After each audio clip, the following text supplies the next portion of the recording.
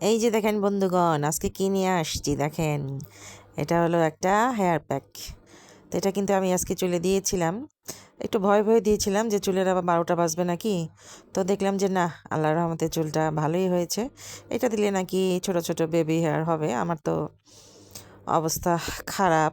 সেটা হলো গিয়ে আমার মাথায় তো টাক পড়ে গিয়েছে। আমি তো এই চিন্তায় অস্থির যে হায় হায় আমার এখন কি হবে।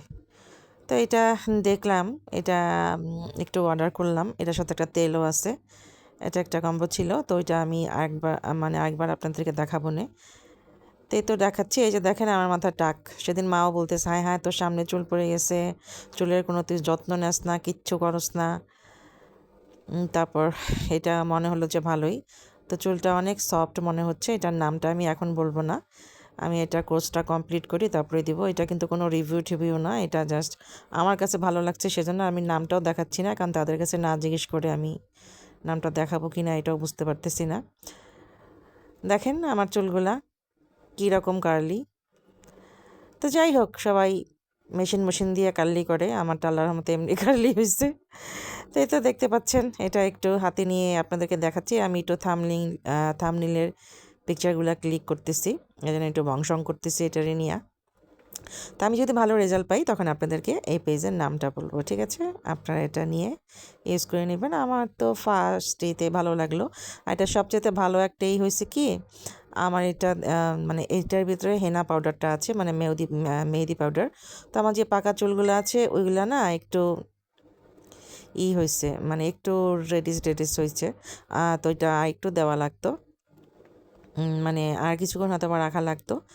আর এটা মনে হয় কয়েকবার ইউজে মনে হয় ওই সাদা চুলগুলো কালো চুলগুলোর সাথে মিশে যাবে, এরকম মনে হচ্ছে।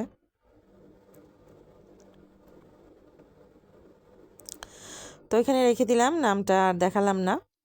আর এটা তেলটাও আপনাদেরকে দেখাবো না, যেদিন আমি ইউজ করবো। ওই যে দেখেন আমার ভাতিজি আমার উন্নাটারে কোথায় রেখে গেছে, ওই দুইটায় সারাক্ষণ আমার রুমে। আর ভাইটাই ঘুম থেকে ওইটাই ধপ করে আসে। আমি চাই না যে তার ভাই আসতেছে, জুতা পরে এক পার থেকে জুতা খুলে যায় আরেক পার, জুতার শব্দ শুনে আমি বুঝি ওই যেটা উঠে আসতেছে। এই দেখেন সায়না এই সোফার উপরেও গামছা, আমার ব্যাগ, এগুলো নিয়ে ওরা খেলে, ওই যে বালিশ। ওর ভাইটা আইসাই এখানে হিসু করে দেয়। আজকে যে ঘুম থেকে সায়না ওরে এক্ষণ হিসু করে আন। তো চুলগুলা ভালোই সফট হয়েছে, তো দেখে করে ভালো লাগতেছে। হ্যাঁ, অনেকদিন পরে আমার এটার সাথে মনে হয় একটু হেনা পাউডারটা মিশাইলে ভালো হইতো। তো নেক্সট টাইমে আমি এটার সাথে হেনা পাউডার, পেঁয়াজের রস আর ডিমের সাদা অংশটা লেবু দিয়ে তারপরে দিব। আজকে যেমন তেল দিয়ে পানি দিয়ে ওটা মিক্সড করে রেখে দিয়েছিলাম, তারপরে আমি মেহেদিটা যেভাবে দিতাম সেইভাবে করব। তখন চুলটা তো আল্লাহর রহমতে আরও সফট হয়ে যাবে।